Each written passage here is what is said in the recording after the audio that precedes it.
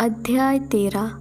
अध्याय 13 में बताया गया है कि अलग अलग अनाज, फूल और द्रव्यों से शिवलिंग की पूजा करने का क्या विशेष फल मिलता है।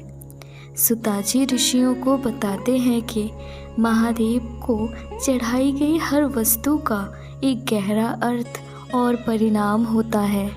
अगर चावल टूटे हुए ना हो तो इसे चढ़ाने से धन, लक्ष्मी और सुख समृद्धि की प्राप्ति होती है। काले तिल चढ़ाने से पुराने पापों का नाश होता है और मानसिक शांति मिलती है।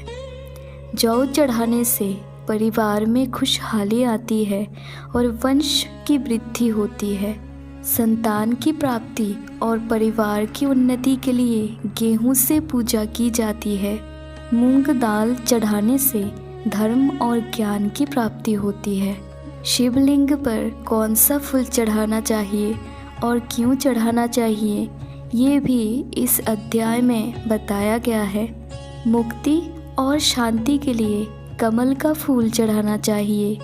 धतूरा और कनीर का फूल ये महादेव को अत्यंत प्रिय है। इनसे शत्रुओं पर विजय और भय का नाश होता है। मनपसंद जीवन साथी या विवाह में आने वाली रुकावटों को दूर करने के लिए बेला फूल यानी कि जस्मीन फूल चढ़ाना चाहिए। शमी पत्र चढ़ाने से पापों का नाश होता है और महादेव की कृपा मिलती है। इस अध्याय में द्रव्यों के बारे में भी बताया गया है। अच्छे स्वास्थ्य और बुद्धि बढ़ाने के लिए दूध चढ़ाना चाहिए। जीवन में सुख और वैभव के लिए दही चढ़ाना चाहिए। लक्ष्मी की प्राप्ति और घर में बरकत के लिए गन्ने का रस चढ़ाना चाहिए। मन की शांति और क्रोध से मुक्ति पाने के लिए शीतल जल चढ़ाना चाहिए। इस अध्याय में बेल पत्र की महिमा भी बताई गई है। सुताजी कहते हैं कि बिना बेल पत्र की शिव पूजा अधूरी मानी गई है।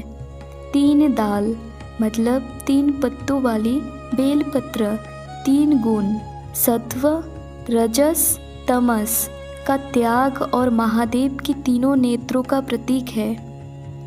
अध्याय 13 हमें बताता है कि प्रकृति की हर चीज़ महादेव से जुड़ी है। हम जो भी अनाज या फूल चढ़ाते हैं वो हमारी शरणागति का प्रतीक है। महादेव को अमीर या गरीब की भेंट से मतलब नहीं है, बल्कि श्रद्धा से मतलब है।